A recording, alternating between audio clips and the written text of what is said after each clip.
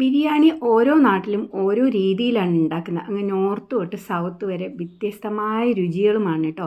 നോർത്തിലൊക്കെ കൂടുതലും പുലാവ് പോലെ ഉണ്ടാക്കുന്നു. അതുപോലെ സൗത്തിലെത്തുമ്പോഴത്തേക്കും അത് നമ്മുടെ മലബാർ ഏരിയകളിൽ ജീരകശാല അരി മാത്രം മതി ആ ഒരു ബിരിയാണിയുടെ ടേസ്റ്റ് കിട്ടാനൊക്കെ കേട്ടോ. വേറെ പ്രത്യേകിച്ച് മസാലകളൊന്നും അതിൽ ചേർക്കാറില്ല. തമിഴ്നാട് എത്തുമ്പോഴത്തേക്കും തമിഴ്നാട്, കർണാടക ആ ഒരു സ്ഥലങ്ങളിലേക്ക് എത്തുമ്പോഴത്തേക്കും ഇറച്ചിയും ചോറും കൂടെ ഒന്നിച്ചിട്ട് മിക്സ് ചെയ്തിട്ടാണ് ഉണ്ടാക്കുന്നത്. തമിഴ്നാട്ടിൽ ജീരക സംബാർ റൈസ് എന്ന് പറയുന്നത് നമ്മുടെ ജീരകശാല അരിയേക്കാളും കുറച്ചുകൂടി വലിപ്പത്തിലുള്ള അരിയാണത്. പക്ഷേ നമ്മുടെ ജീരകശാല അരിയുടെ അത്ര മണമൊന്നുമില്ല കേട്ടോ. അതുകൊണ്ടിട്ടാണ് അവരുണ്ടാക്കുന്നത്. അതുപോലെ തന്നെയാണ് റാവുത്തർ ബിരിയാണി. നമ്മൾ ഏകദേശം ഇറച്ചി ചോറ് പോലെയൊക്കെയാണ് ഉണ്ടാക്കുന്ന. മസാല ഉണ്ടാക്കുമ്പോഴത്തേക്ക് ചെറിയൊരു വ്യത്യാസങ്ങളൊക്കെ വരുന്നു എന്ന് മാത്രമേ ഉള്ളൂ കേട്ടോ.